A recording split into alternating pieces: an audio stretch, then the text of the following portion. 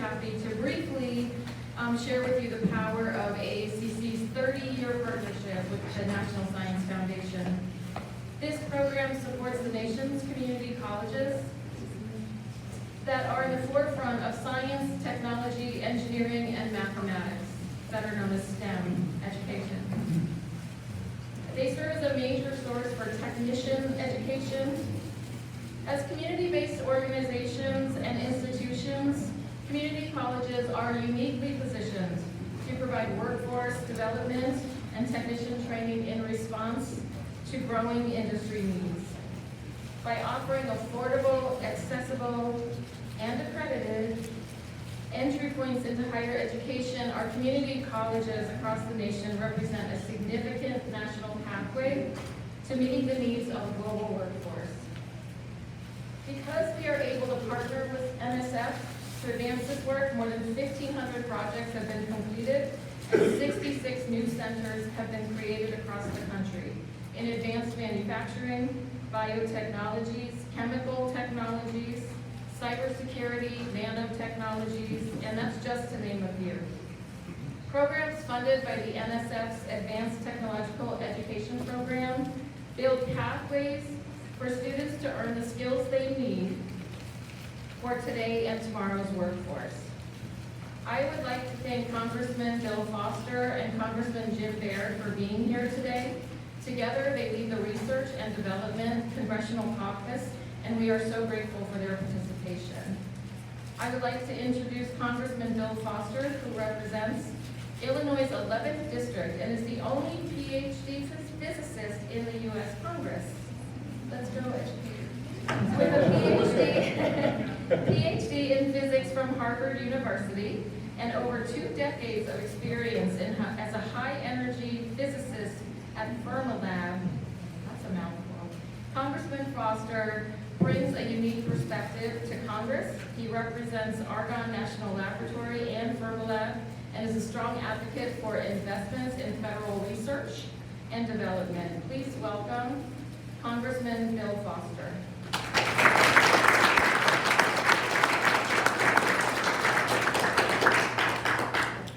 Well, thank you for that very nice introduction. I sometimes actually introduce myself as saying I represent 100% of the strategic reserve of physicists in the U.S.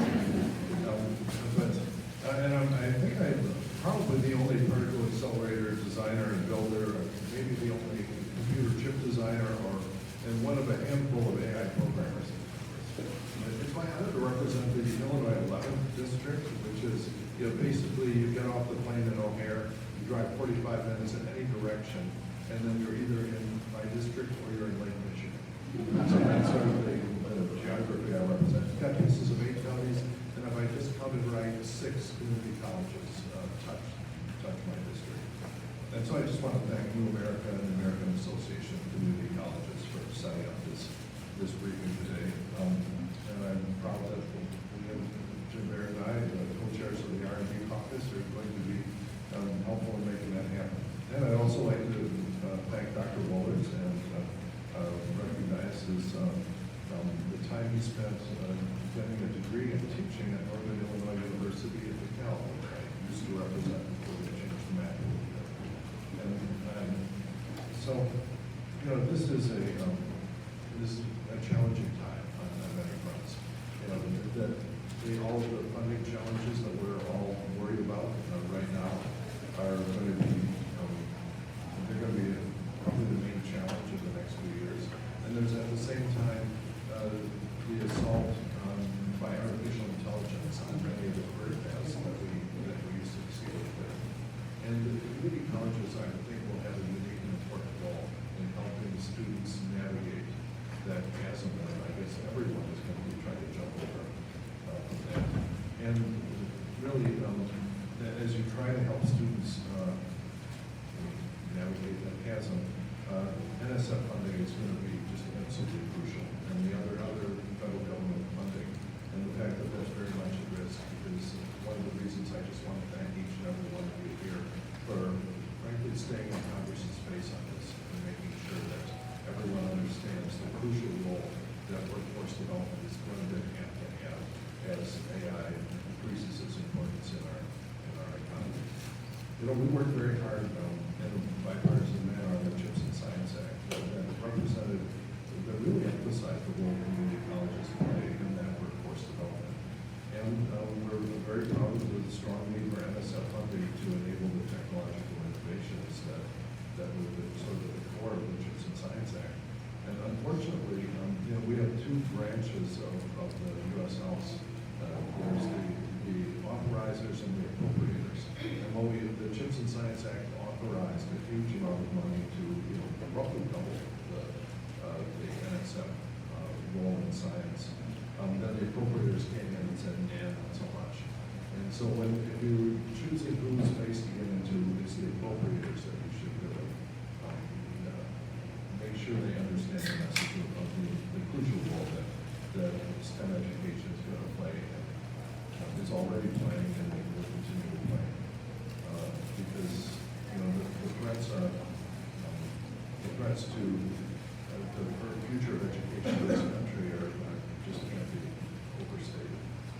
And so one of the things that I've been trying to do on this is that last March, together with my colleague Don Byer, I led 37 House members, then a letter to the administration expressing our support for the NSF, and so particularly the threats that everyone who relies on NSF grants for things like the workers themselves and as well as the grants they administer. Because it's easy these days to just sort of make fun of federal bureaucrats, and it's been going on for a long time. But when you have important grant programs to administer, you need really good, talented people for that. And when they sort of find themselves laid off in mid-career without any clear reason why that's happening, it makes it very hard to convince people who are going to end up dependent on those grants to be able to trust that as a source of career development. And that's one of the reasons it's sort of an all hands on deck moment right now for those of you who understand the importance of education and STEM education. And so thank you for being here. Thank you for making the case the strong case that you've always had for workforce development and STEM education, the unique role that community colleges play. And there cannot be a more important time than right now in making that case to Congress.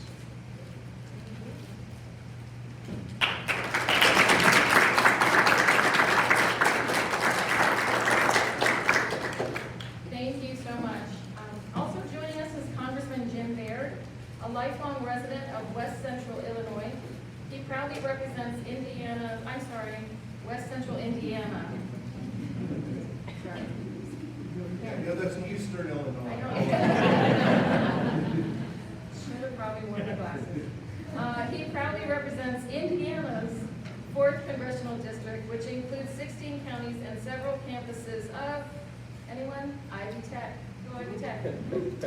Representative Baird is both a Vietnam War veteran and a graduate of Purdue University, where he earned his bachelor's and master's degree in animal science.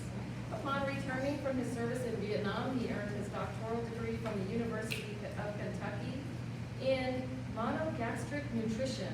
So you have to tell us what that is.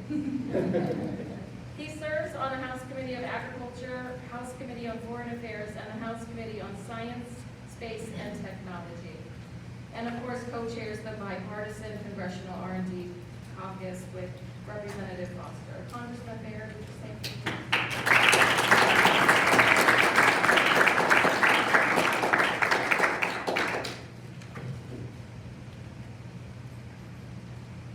Well, thank you for that kind introduction. And Bill, I think we ought to straighten one thing out. I think Indiana has invited 10 Illinois counties over to our state, so there's no confusion in that. Anyway. Those particular 10 you're welcome to. We'll work on that, Bill, okay? Anyway, good afternoon, and thank you for being here. I hope that you have a good stay and a good opportunity. And I really appreciate working with my co-chair, Congressman Foster. He's got a tremendous knowledge about, what is it, a physicist? Is that what you are? And I'll tell you what a monogastric nutritionist is now. Mono meaning single, gastric meaning stomach, pigs for short, okay? But don't knock the pigs too bad, because they've given you heart valve, they've given you insulin, they've given you skin for burn patients, and all of that, and that's not part of my speech. So anyway, I do appreciate the New America and the American Association of Community Colleges for being here. You know, I think the community colleges offer an opportunity that we've overlooked in some of the years past. But I do want to recognize Ivy Tech Community College, which serves students throughout my district as well as the state of Indiana. And right now, our country is facing a shortage of skilled technical workforce. And this shortage is poised to give birth over the coming years. In fact, Representative Foster and I just attended an international symposium talking about AI, and the speed at which this is occurring is amazing. And so for us to be focused on, and what you're focused on, trying to get a skilled workforce to take care of helping that industry move forward is going to be tremendous. And you know, our economy is becoming increasingly digitalized, and artificial intelligence is going to be a tremendous part of it. And it is becoming more prolific, and our country has urgent need of skilled technical workforce. And I'm excited about the future of AI and the emerging technologies across different sectors of the economy, and including, because my background's in agriculture, I think I just want to put a special note in, because agriculture is doing a lot of these technologies right now. When we talk about precision agriculture, we've got cameras that can tell a specific weed as we move across the field, and it can spray some kind of a pesticide directly on that plant without having to involve all the rest of the stuff. To me, that's tremendous development in technology. But I better put my glasses on here so I don't make any more mistakes. But you know, we do need to start equipping the next generation of STEM fields if we want to be successful in leading this in the world economy. Our economy, public health, the national security, it relies on skilled technical workforce, and we're working to increase domestic innovation, restore the manufacturing, especially domestic semiconductor and chip manufacturing, and secure our critical minerals and pharmaceutical supply. I don't know how many of you are aware, maybe you're more aware than I am, but communist China controls what? 90% of our API, active pharmaceutical ingredients. So I think that's kind of an area that we need to make sure that we're developing the skills and the technical workforce to be able to counteract that. Our community colleges and National Science Foundation have solutions and are leading the way. Ivy Tech has partnered with higher education institutions like Purdue University to develop pilot programs for recruiting and training students in semiconductors and engineering fields. Ivy Tech has also bridged the divide between our high schools and technical training programs and turn those into opportunities for manufacturing jobs, which really make up about 30%. Those manufacturing jobs make up about 30% of Indiana's GDP. I believe this partnership will provide incredible opportunities for students to pursue careers as technicians, as operators, as engineers in Midwest growing semiconductor industry. More and more community colleges are offering degrees in cloud technologies, robotics technologies, electronics and computer technology, and cybersecurity. And I think with one of this station that Bill and I were just attending, we focused some on cybersecurity, and that's advancing as about as fast as AI. So if we partner with businesses and apprenticeships that offer the opportunity to properly equip our workforce, I think that's a key to our maintaining our national superiority. This is precisely why the National Science Foundation partnership is so important. The NSF has partnered with community colleges to support their workforce development efforts and create industry partnerships, especially in the STEM fields. The NSF's Advanced Technology Education Program provides funding for curricular development, career pathway development, and research at two-year institutions to train students in high technology fields that drive our economy. The NSF is also working to continue to support workforce development, technology, math, computer science, and engineering in rural communities. And rural America holds a great deal of untapped potential and should not be overlooked or underutilized when it comes to STEM education. And you know, I talked about agriculture earlier, and the fact that agriculture, I think, is heavily involved in artificial intelligence and the way we do things. And so that rural America then contributes a great deal to our success as a country. So if we want to keep pace with the rapid pace of technological change and stay competitive on the global stage, the NSF and our federal government should continue to invest in these partnerships with our community colleges. Our community colleges are poised to lead research and innovation by providing students with technical skills they need to succeed.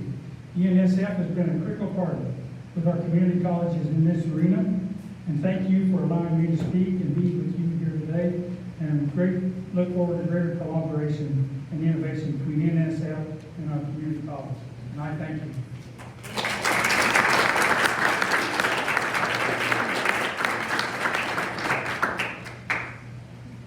Thank you both so much. With another round of applause for Representative Foster and Bear.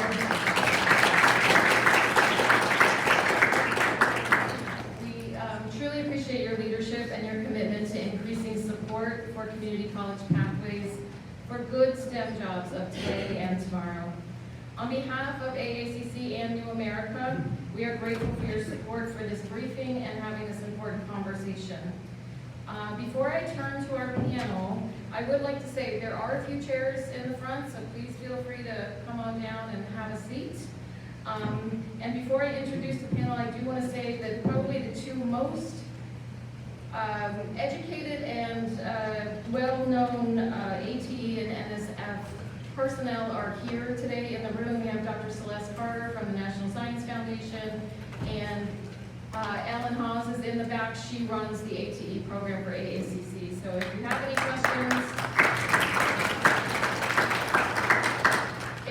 questions after this, please, they are a resource for you. So with that, I'll introduce our esteemed panel. I wanted to draw your attention. There's meeting materials on your chairs. We have arranged them as complements to what our speakers are sharing. We will distribute them, follow up to our all the registrants via email. We'll distribute them. And we also have some further resources in the QR codes here. There's a story from the CC Daily and some other resources. So with that, we'll go ahead and get started. It's my pleasure to introduce Dr. Tony Wallers. He is the Vice President and Dean of Academic Affairs at SUNY Corning Community College. We also have Shaylin, I knew I was going to do this, Joe Tichy, founder and managing director of the Future of Work and Innovation Academy Initiative at New America. That is quite a title. He's also a contributor to Forbes, where he covers the intersection of science, workforce, and economic development policy. Dr. Dan Phelan is the president of Jackson College in Michigan. Judy Maroof is an alumnus from Northern Virginia Community College and is a computer science student currently at George Washington University. And finally, David Shahulian is the Director of Workforce and Governmental Policy for Intel. Welcome all of you. I am going to go ahead and get started, Shaylin, with you. Let's start with a broad view. New America's Future of Work and Innovation Economy program closely studies the intersection of workforce development, science and innovation policy, and labor market needs, relating to the STEM economy as well as emerging technologies. You have written extensively about the unique value proposition of the NSF for STEM education, specifically at community colleges, including in areas like AI and biotech. Can you please give us an overview of how the NSF supports community college pathways around the future of work, and why the agency is uniquely positioned to do so? Thank you, Martha. Thank you all for being here, to Representatives Baird and Foster for sponsoring this briefing. So this May marked the 75th anniversary of the NSF. After federally funded R&D helped the Allies win World War II, the United States decided to harness that same helpfulness for American renewal at peacetime. Over the past 7+ decades, the reason why America has been home to the birth of the internet, GPS technology, Google, and Silicon Valley itself is in fact federal investments in R&D and smart science policies to harness its utility and application.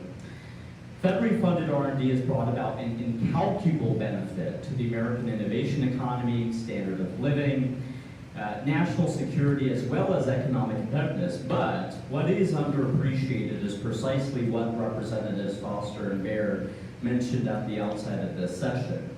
NSF's contribution to skill attainment, education, and training for the STEM workforce, not just for universities. I'm not talking about undergraduate and graduate students at universities or postdocs. I'm talking about the skilled technical workforce that's educated through America's 1,200+ community and technical colleges.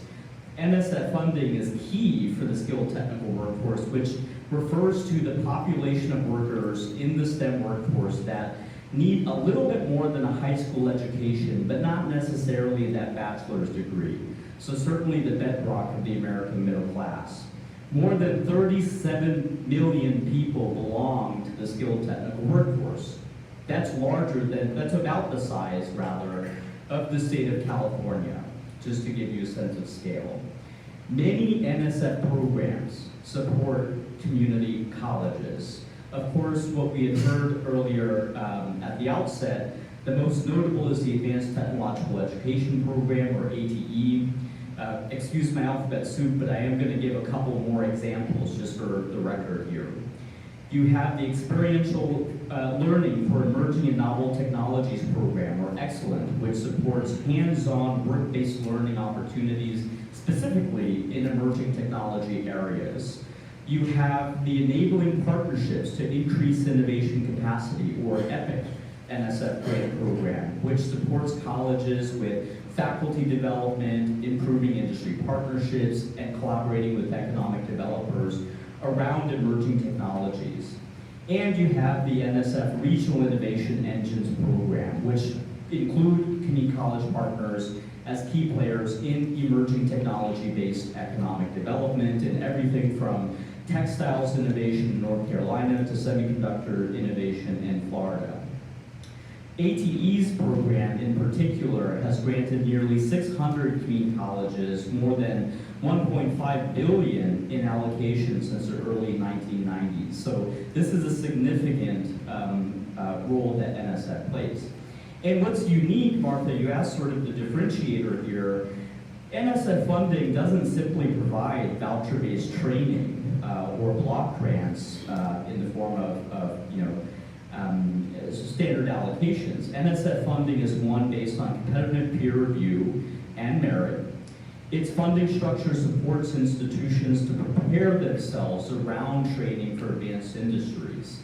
It helps with broad-based allowable uses for faculty upskilling and reskilling, industry partnership fortification, like through the BUILT model that is well known. Equipment and facilities, and also supporting a network of principal investigators of these grants that really leads to the dissemination of best practices so that we don't just have STEM education, but we have STEM education that delivers on its promise. Most of all, NSF's STEM education programming lends to an alignment with the R&D and technology development side of the agency, which particularly has grown since the advent of the Technology Innovation and Partnerships arm at the NSF, the first new arm in over 30 years that came about from the CHIPS and Science Act that Representative Foster referenced in his remarks. So let me share some on-the-ground examples, in particular around AI and biotechnology, as to the difference that NSF funding is making for the innovation economy, students, and employers within it. Thanks to NSF funding, last year, Miami-Dade College in Florida, Houston Community College in Texas, and Maricopa Community College District in Arizona helped launch a brand new consortium to scale AI education all across the country. That consortium is supporting faculty development, employer partnerships, skills taxonomies. As we all know, AI education is Wild West at best. And much more. So again, not simply training vouchers and scholarships. As for the bioeconomy, Senator Todd Young of Indiana, Representative Baird's colleague, rightfully called out NSF Excellent and ATE programs in the report he shared for the Congressional National Security Commission on emerging biotechnology. These programs were located at Forsyth Tech College in North Carolina, Austin College in Texas, and many other places all across the country. And as for advanced manufacturing and automotives, Macomb Community College, President Phelan's colleagues in Michigan, have long been involved in the skilled technical workforce development for the automotive technology industry at the heart of Michigan, where coincidentally President Trump delivered his 100-day address. As China increases investments in its equivalent of NSF and STEM talent programs, the U.S. is in a dire pinch. If the United States hopes to at least maintain, let alone lead, its standard of living, competitiveness, and national security, and certainly economic resiliency, it'll be incumbent on House and Senate appropriators to fund the NSF at the highest possible level this summer. We really ought to be funding the NSF at the levels authorized in the CHIPS and Science Act, which, as Representative Foster mentioned, was around $11.9 billion. NSF's $9 billion today. At least maintaining current funding levels would constitute the least disastrous step, but a cut of 55% or more would be the opposite step that we need to take. So, in conclusion, the NSF is the practical, sensible place to align emerging technology and talent development. GPS technology, the AI revolution, Google, they don't trace their roots to the Department of Education or the Department of Labor. They trace their roots to the National Science Foundation. I'll leave it at that.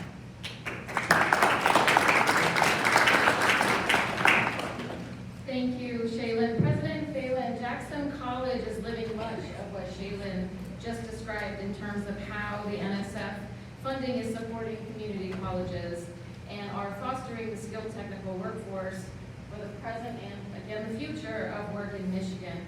Can you share the impact of the college's specific NSF ATE grant funding? Sure.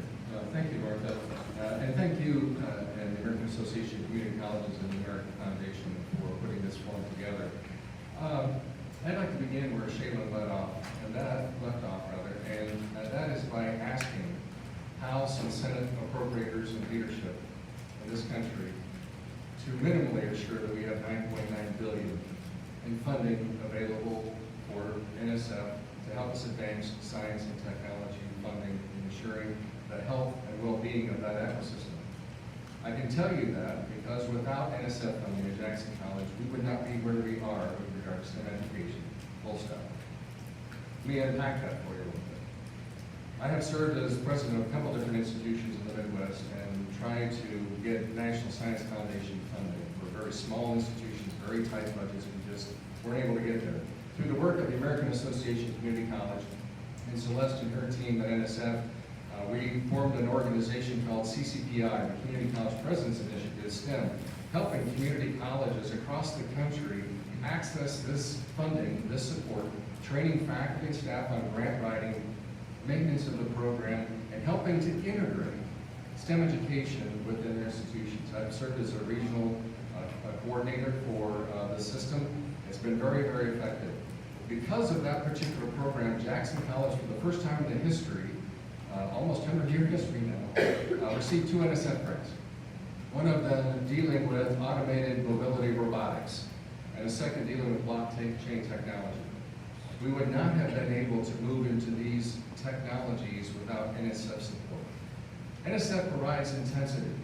Yes, it provides investment, but it also provides focus. It provides the means by which our faculty and our staff can open doors that we've not been able to open before.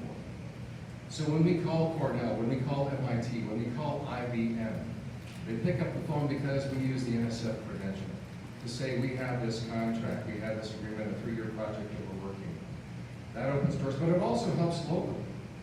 It helps us to reach into employers in the area and talk to them about blockchain technology. In this country, fun facts and don't share category, 38% of the businesses in this country are using blockchain technology. And the Fortune 500, 56%. Now, most of you in the audience think about blockchain technology, you're probably thinking about cryptocurrency. You're thinking, gosh, I lost a lot of money, or I don't want to lose money, or it's over my head, I don't want to deal with it. But blockchain technology is a whole lot more than that, way more than that. It's a way to be able to have an immutable transference of data that is distributed, a ledger distributed system that is impermeable to attack. It's impermeable to changes in recording. It's not only good for business transactions and finances and banking, sure, but it also works in healthcare. It makes sure that you can maintain with security patient records. It can ensure things like supply chain management. It can help with other things like individual identity, with voting. We have one area, Martha, where we're working with an employer in our area, Consumers Energy, for example, a large regional employer in our area providing energy for the citizens of South Central Michigan. How blockchain technology can even affect them is significant. It can provide tamper-proof book record keeping. It can also make note of grid events. We're talking about systems that control and monitor these systems and provide resilience. It can provide real-time monitoring and attack detection. At a time where we're concerned about deep fakes and AI, this provides the means by which we have transparency and we have reliability because the data are immutable. It's distributed. So how does this work within our institution? Well, we're not only working with our faculty and staff on this particular program, but we're also working with students in the high school. We're engaging this NSF program on providing blockchain-ready workforce students by using dual enrollment high school and our college students and all those who are also displaced or underemployed, providing them the skills that they surely need for they to be competitive and for their employers to be competitive. We have found this to be exceedingly important, and with regard to the work that we're doing, is making sure that we partner with organizations like the Blockchain Academy, making sure that we've established statewide and nationwide systems. We're putting this program in place using competency-based approach and making sure that we're very clear about the skill sets that individuals have coming from this particular program. And here's the bonus. Because we are in a shared system within our community colleges in Michigan, we're going to share our learnings with other community colleges so that they can also benefit. So that's the cascading effect of NSF. We are very excited about this program. We're grateful to be able to have NSF, and it is providing a stable opportunity for us to be able to affect the workforce, affect employers, to affect national security, and continue to be competitive as we want to be for the national economy. Thanks for the opportunity.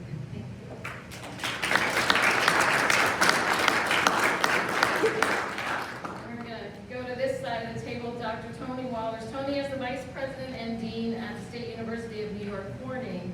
You have a unique vantage point because you are between the Corning students, the instructors, and the industry partners.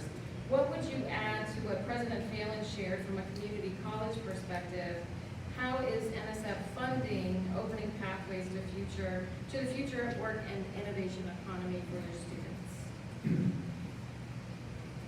Thank you very much. Good afternoon. Good afternoon. We still have some chairs open here, so for the A students. Let me start with a context here. As a vice president, I constantly think about two things. Mission of community colleges, and I typically always focused on the notion of community. That's critical. And of course, the other part of it is the students. Also, you probably hear from my accent, I'm not from this country. I'm from Germany originally. And I want to add, you should be extremely proud of what you have built in this country as far as community colleges. Extremely proud. There is no other country that really has that kind of model. So I want to throw this out, but I want to connect that to NSF, because NSF is facilitating that mission we are seeking in terms of helping our students be successful, giving them the knowledge and the skills to be successful in the workforce, and ultimately contribute to a better place to live for all of us. From the community perspective, think about all the partnerships community college engage in. private sector, not-for-profit sector, all those things are part of an ecosystem, right, that helps, again, our students, faculty, staff too, to become better in what they do and ultimately help our community to be successful. So, Corning Community College is, as you can tell, a rural community college. I heard the notion of rural community college several times. We do play a critical part in our communities, given where we are. And NSF is really part of that critical glue, if you will, that keeps us connected and gets us the resources we need to be successful. So I'm thinking about the regional innovation engine, of course, that we are part of, soon forming as well. I'm thinking about how that aligns with what we do in New York, with the Better Battery Belt Initiative, for instance, things like that. We, as Corning, we connect with other partners across the SUNY system, the four-year institutions being attended, of course, but also with many two-year institutions. Monroe Community College comes to mind, Drew College comes to mind, and so forth, right? And why? Because we can collaborate to make sure that our students are successful. And why can we do so? Because of NSF, the funding we get, bringing us together in this network of success, basically. So the other part, of course, that has a direct impact on us, what we do is, as you all know, is Corning Incorporated. By the way, visit the Glass Museum. Corning Incorporated, as you know, is one of the Fortune 500 countries. It's right there in our downtown area. Sullivan Park is very close as well. Next time you look at your phone, Gorilla Glass comes from there. The point is that collaboration with Corning Incorporated, providing them with skilled workers that come from us, has been, of course, critical, and NSF has been part of that success. Thus needs to be maintained. We also have these manufacturing extension partnerships, again, with advisory boards and things like that, that bring together the industry partners, and they keep hearing about NSF too, and how important this is. And they appreciate as well what NSF does. So as far as outcomes, very important, right? We adapt our curriculum, creating micro-credentials, stackable credentials, things like that, right? Ultimately with the goal to support our students, give them the skills and knowledge to be successful in the workforce. So that's one big picture. The other one that directly impacts us as far as NSF goes is our optics program, optical technology. As you know, our region up at SUNY, this is where optics was invented. There are 4 companies up there, companies that kind of focus on this. NSF has been critical, right, helping us to get this program started with Monroe Community College. We're building the curriculum, we're building the pipeline for those students to be successful in the workforce. Again, obviously, we're working with Corning Incorporated and many, many other companies in the region to make sure that they are successful, and at the same time also making sure that our rural area becomes part of this dynamic economic vibrancy that we need in this region. The other program is the Chemical Technology Program. Again, NSF supported, AT supported. Another really critical program that has helped us and the region to be successful. To just give you some numbers here too, because I love numbers, as far as employment regarding the optics program, there are usually about 900 annual openings in optics and photonics, technicians alone. So think about this. We provide the skills, NSF provides the funding for that pipeline to work, so forth. Also, the big picture here too, if you're thinking about these technologies we pursue, the skills we provide, they have direct impact as we think about defense, other relevant technologies that are critical for the national security of this country. So we are providing pathways in partnership because of NSF funding, And I can tell you here now, the community college, just in general, community college in general, and Corning Community College, we are engines of prosperity. And NSF funding is a critical part of this. Engines of prosperity, I repeat, is critical. That's what we do. We are ready, we are capable of carrying that really important torch. As far as really a critical and very specific impact, I invite all of you to come to a commencement of a community college and talk to the students and talk to them, those who have been in technical programs, and ask them, how did you like the program? Are you going to be successful? And you will see that confidence from them that they will be successful. That is part of NSF too. With that, thank you very much.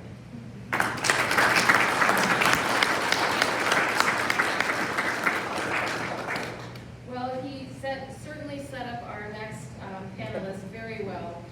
Judy, you're a real-world testimony for us right now on the impact of not just community colleges, but community colleges that have this NSF, ATB support and funding. Could you share your story with us? Just let us know, how has the NSF funding impacted your college and your career trajectory? Absolutely. Good afternoon, everyone. My name is Judy. I am a senior at the George Washington University, majoring in computer science with double minors in business as well as management and leadership.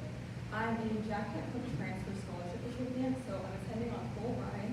I previously attended Northern Virginia Community College with associate degrees in business and computer science. During my time at Nova, I was in a program called the Product Design Incubator, which brought together students from different disciplines to work on a spring and summer-long product design challenge. It helped me build both technical and soft skills by working in teams to create a real product from idea to prototype. My team focused on designing a mobile app.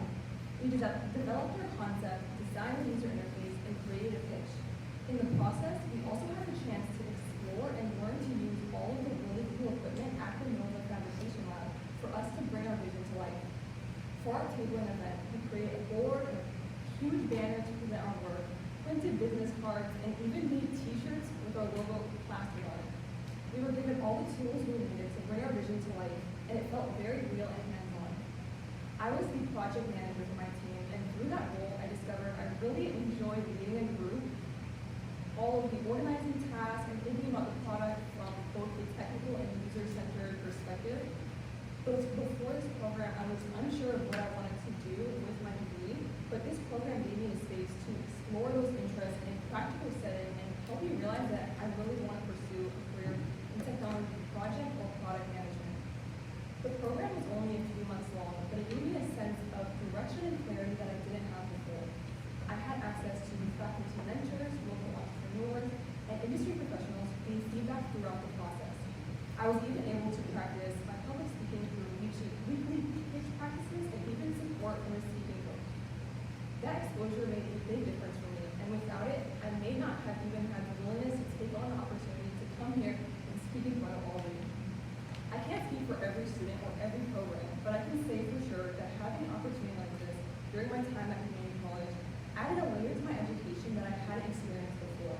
It brought together creativity, technology, and career exploration in a way that felt really grounded and accessible. That's been my experience, and I'm grateful for it. And I hope sharing it with others brought some insight into what these kinds of programs can provide.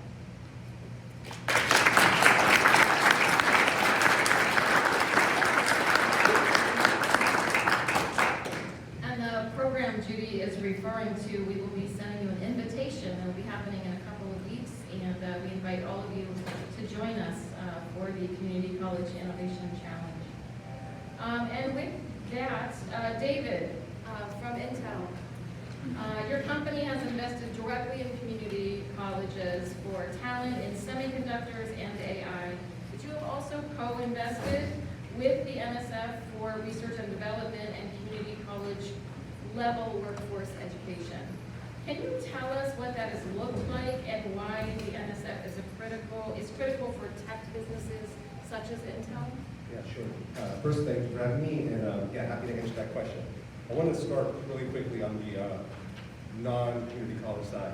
when I first came to Intel, before I came to Intel, when I thought of NSF, I thought about research funding.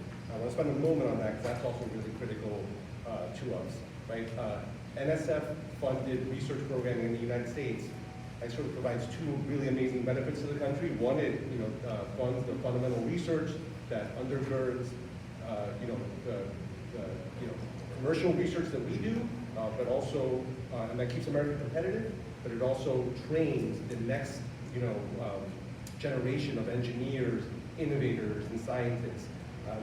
We spend about $16 billion a year in R&D, most of that in the United States, and that enterprise is, we wouldn't work without many of the students that are trained with the NSF funded program. So I just wanted to do a quick shout out to that. As you all know now, though, of course, NSF does more than that, right? They also fund community colleges to train and upskill workers across a range of industries, not just in the semiconductor or technology industries, and we partner with NSF in both of those areas. In my comments, hopefully you'll pick up two quick themes. One is that NSF is a really great value, right? They don't just take their appropriated funds and go out and create programs. They use those funds to leverage industry funding as well, right? So they'll come to us and they'll ask us to match their funding, and we will then together roll out programs that involves also industry funding as well.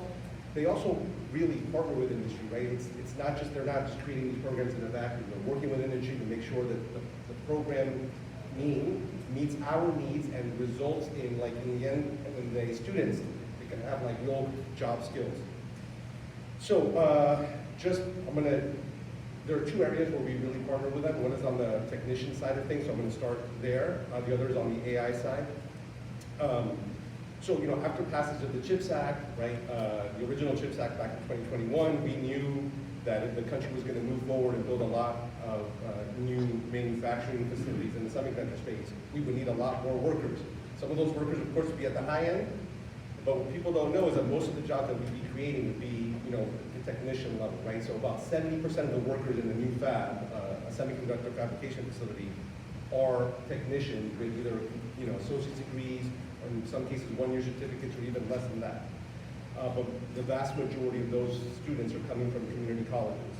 So we partnered immediately with NSF, right? We committed together, each of us put in $50 million to create a $100 million program to sort of launch, semiconductor training across the country.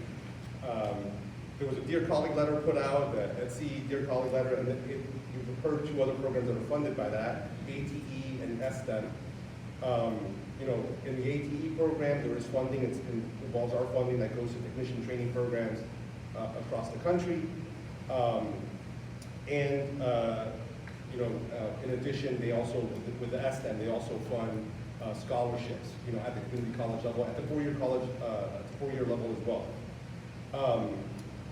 We've seen awards go to community colleges in many states, including in Texas, New York, Ohio, California, Arizona, and Washington, and I know additional awards are going to be announced in this fiscal year.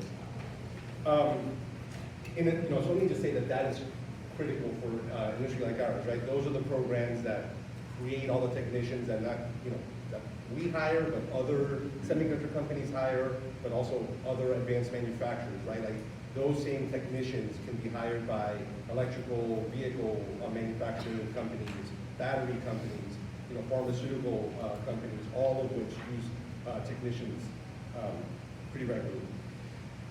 We also partner with NSF on AI upskilling. This is an area that we haven't really talked about too much here. You probably have heard Jensen Huang from NVIDIA say, he's pretty fond of saying this, right, that you're likely not going to be replaced by AI, right? Your job is not going to be replaced by AI, but you are likely to be replaced by somebody with better AI skills than you, right? We share that view, and back in 2020, Intel and Dell kind of created an AI for Workforce program where we work with community colleges to develop AI curricula to sort of upskill workers across all industries to have like the digital readiness and then more advanced AI skills. We were doing that, and then NSF came in and like they sort of supercharged that work, right? I'm going to talk about two programs that we partner with them in. One is called the National Applied AI Consortium. We're an industry partner along with Microsoft, Google, and OpenAI. This program supports curricular and professional development for technician-level AI training to improve, like, the workers that work for us, to improve their ability to use AI tools in their work. But it's not just us, right? The training goes to workers in manufacturing, healthcare, agriculture, cybersecurity, and a number of other industries. This is, well, actually, we did talk about that. Right? This is the Miami-Dade, Houston, and Maricopa Community College program that was mentioned earlier. They also have the National AI Research Institutes that we also help co-fund. That funds both research and education and training programs to upskill the American workforce again. One of them, for example, the AI for OPT program is led by Georgia Tech. Georgia Tech receives NSF funding, but then they go out and they work with community colleges across the country on AI content and training. So it's both like the content of the students, but the training of faculty as well. And that covers digital readiness to like more advanced AI skills. Anyway, I just wanted to just really quickly reiterate that they're like a really important industry partner. They also are a great taxpayer investment, given that they go out and they work with industry to bring in additional funds to match theirs. Thank you.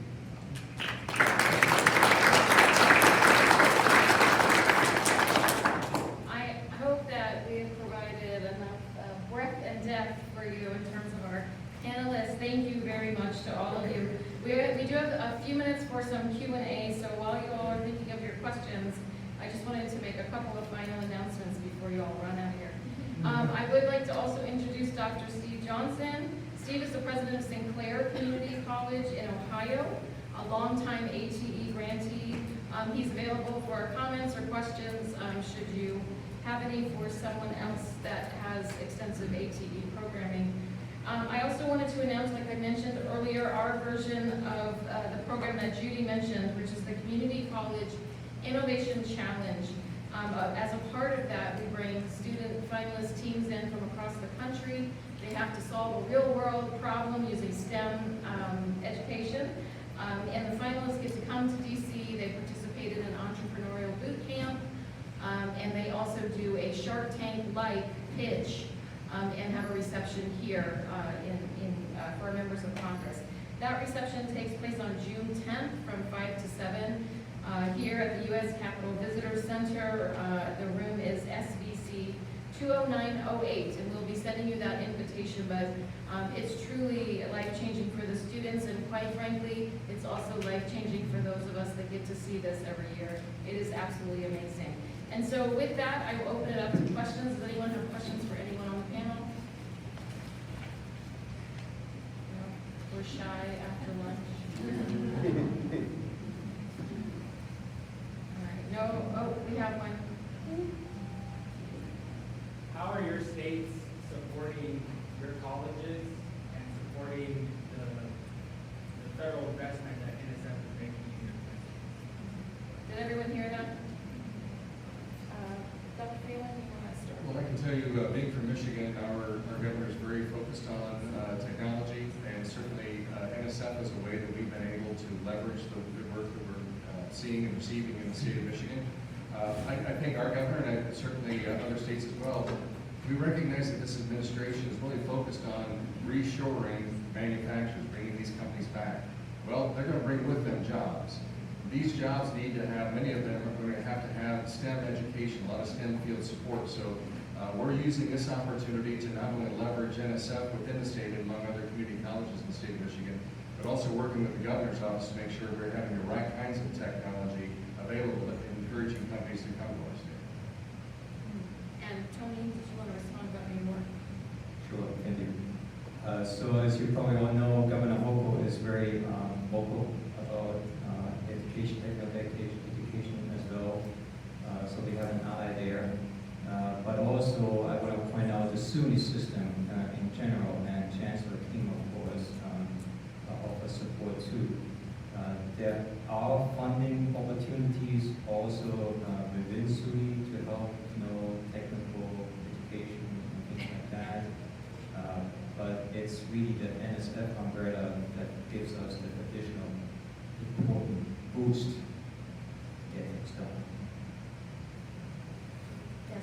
Thank you, wonderful presentation. So my question revolves around your local, because obviously deploying the NSF funds takes regional collaborators and stakeholders. Can you talk a bit about how you've been able to work with your local stakeholders and kind of what have been some of the challenges in deploying the NSF funds, and how can stakeholders be more supportive in these efforts? I'd like to speak to that.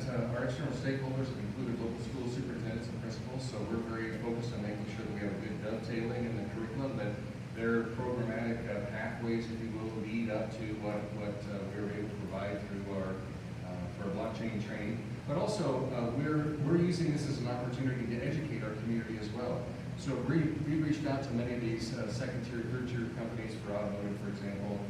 We've been able to reach out to them and talk to them about blockchain technology, how it can help their company be more competitive, about all the security benefits that come associated with it, their competitiveness overall, and helping them figure out how can they bring technology in, like blockchain, to their particular companies, and then that we can provide a ready-made workforce available to them, all competency-based, all credentialed, built on standards that are seen around the nation, and built around your promoteur of NSF and other partners, like I said, where we've sent our faculty and staff to become more educated in that.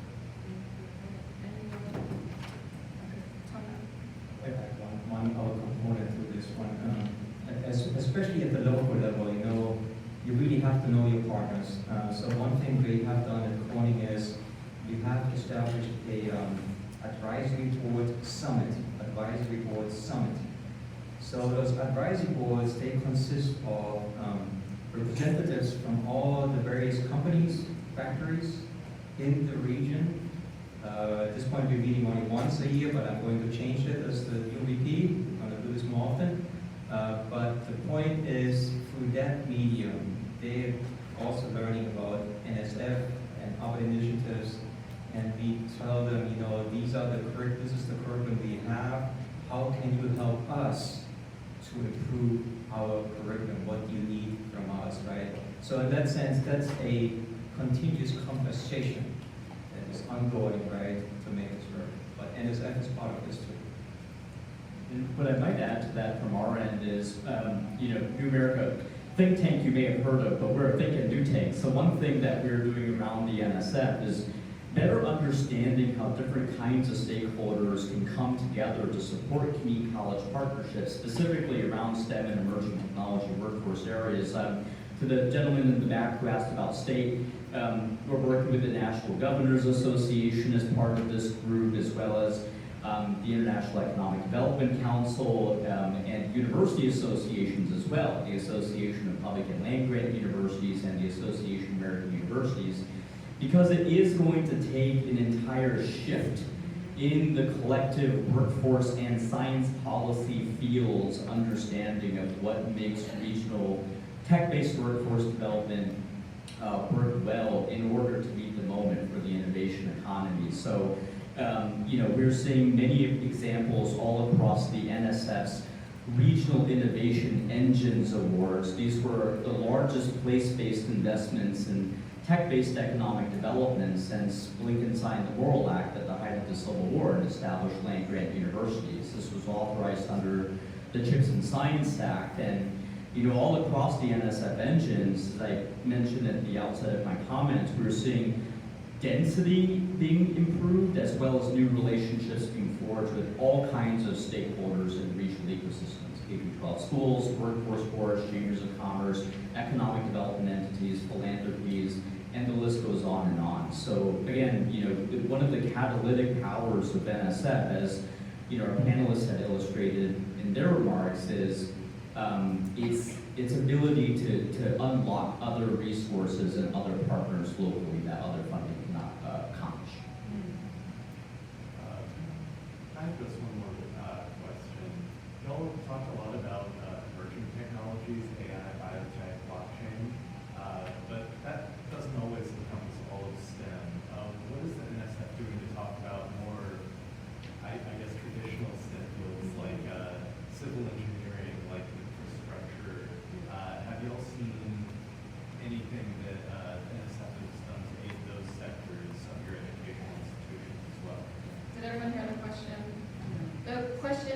talked a lot about emerging technologies being supported by these NSF funds, but what has the NSF done to support, more traditional STEM fields and sectors? So, I can speak to that. The other NSF grant that we got actually does exactly what you're talking about. It's an interdisciplinary program around manufacturing. It is competency-based with our curriculum, but it includes integrating machining, and welding, and robotics. That includes some AI components as well, but all of those basic elements are drafted in. So in a curricular pathway, as we're working on autonomous mobile robot technology, we're able to use those basic core foundational skills, which can be elevated to newer technologies if they're available. I encourage you to look at the ATE Impacts book that was passed out, or that we'll send you the resource for, and you'll see more of those programs. That's a great question. How can community colleges best position themselves to receive funding and other specific grants or fund opportunities that you recommend? Just in case you didn't hear that, she's asking how community colleges can best position themselves to receive NSF and grants and funding. So, come on up, Dr. Celeste Carter.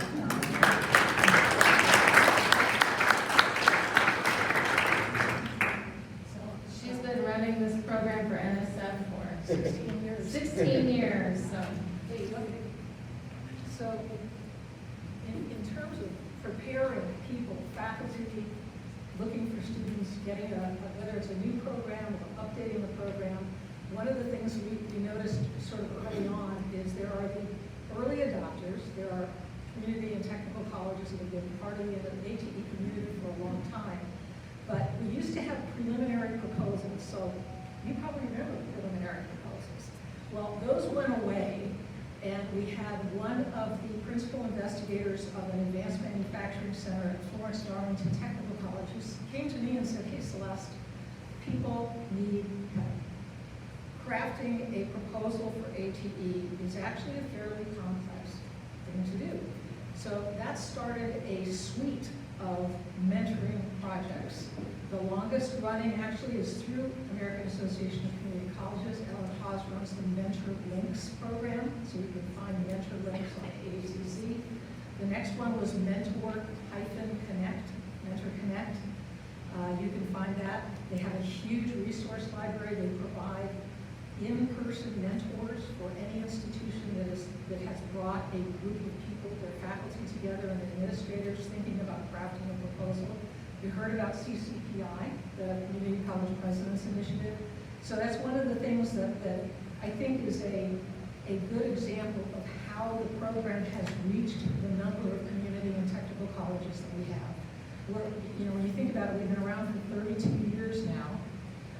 And for a long time we were, maybe a third, creeping up a little bit, but there were a lot of community and technical colleges who did not know about ATE. And these mentoring programs have really changed the impact of ATE, bringing in initially institutions that we never even thought of coming into this program. So it really changed the entire structure of an institution. It changes the institution, it changes the faculty, it changes the students, and the industry partnerships are so critical. So industry gets involved. I know I had a biotechnology program in California. I probably received from industry the equivalent of several $1 million a year once they found out about my program.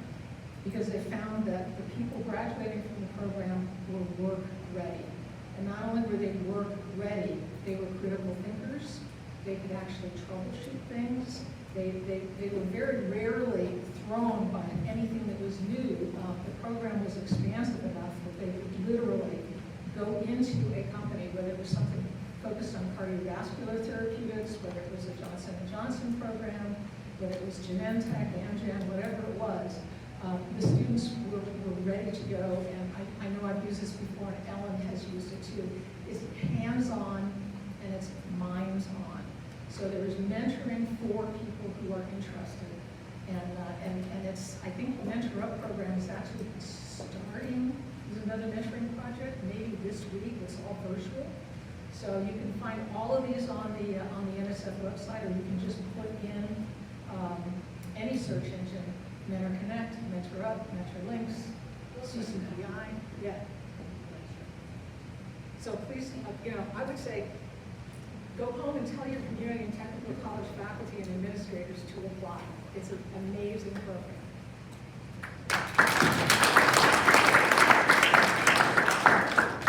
Thank God Celeste was here. No, I'm just kidding. But we will be providing that information to you in the resources in the follow-up. Yes, sir. Dr. Morsani on the East Alliance. We represent Eastern North Carolina, essentially 16 engines of prosperity. There's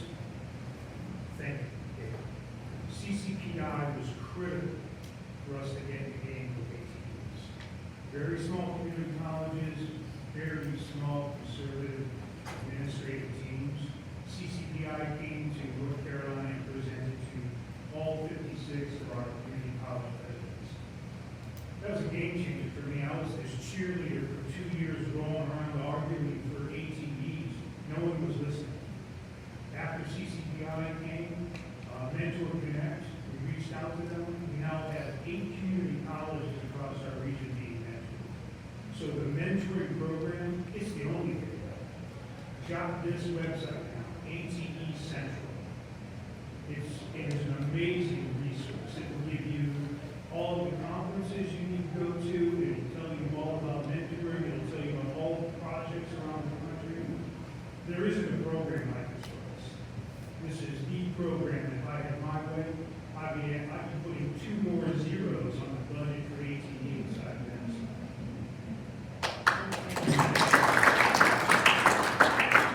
We concur. We like extra zeros on that. Any other questions for our panelists, please? Nicolás back from the American Physical Society. Thank you all for your comments today, and thank you all for your work. And I guess I wanted to ask the farmer question. I think it's also important to just articulate all the positive work we've done, but address. We learned a little bit more about the presidential budget request details last Friday. And if you could just share a bit what we did, a cut to NSF by like 60, 75%, depending on the director you belong to.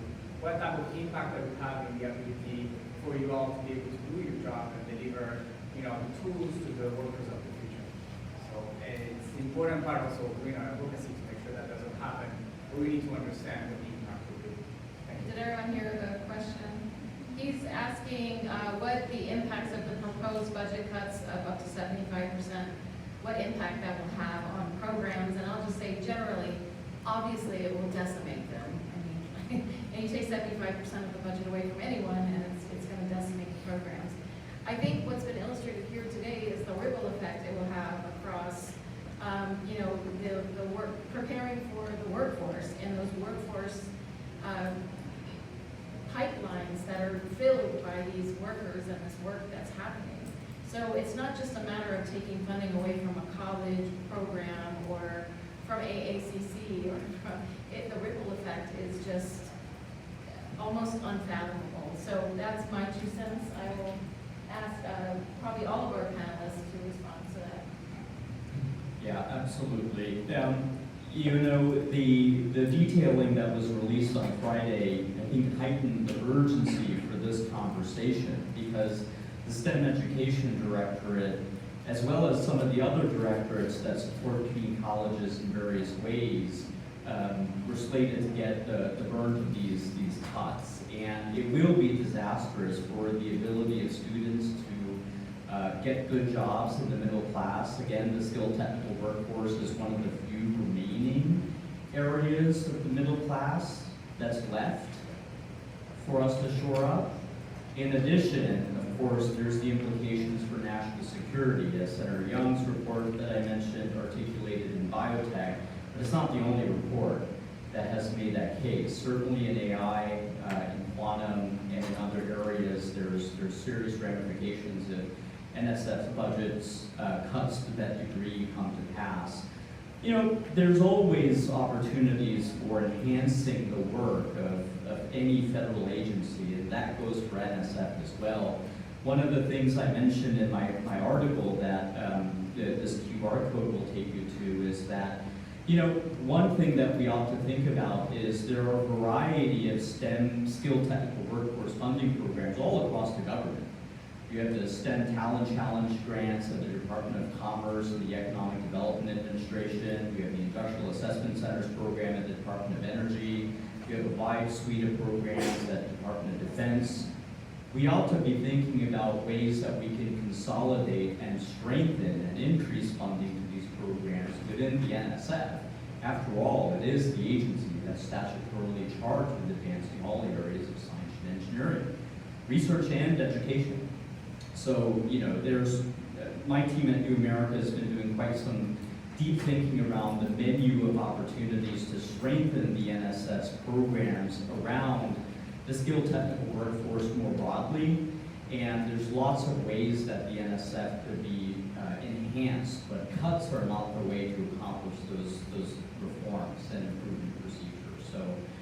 So those are some thoughts from my side. I would just add briefly to Shalen's good comments is that it is unwise. It is unwise to cut NSF. And it's antithetical to that which is being proclaimed as essential for national security and for competitiveness of the country. So that on top of that, I would say that this NSF proposed cut, while decimating, doesn't stand in isolation. It goes along with other cuts in reconciliation, and taken together would be decimating to our ability to respond and provide a qualified workforce to meet current and emerging needs, let alone reshoring these companies coming back affected by tariffs and other actions. So incredibly unwise. Any other? Sure, please.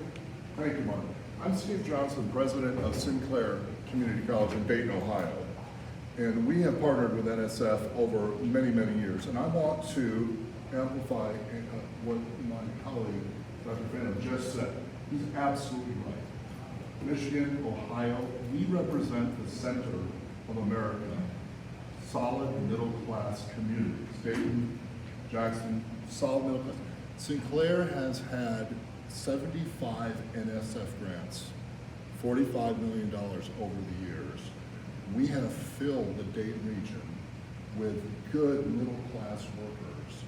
It would decimate the middle class. It will decimate middle America. It will decimate our ability to provide intel and all of the other employers that are streaming into the Midwest. It will decimate our ability to cut NSF. So my plea is to continue to fund and to support my colleagues up here in the panel. This is tremendous. Thank you. Any other questions? Yeah, we can applaud for that. I just want to be respectful of everyone's time, but if you have questions, we're happy to answer them. So if you need to leave, we completely understand. I think Tony had a comment on the last. Just very quickly, the comment is also think about rural areas in America. I mean, the impact might be actually disproportional, higher. Also, just drawing your attention to a very simple economic concept. It's called the multiplier effect. That's part of this too. It's a multiplier effect. If you take this out, that multiplier effect will go away too. And that means diminishing prosperity, and it will also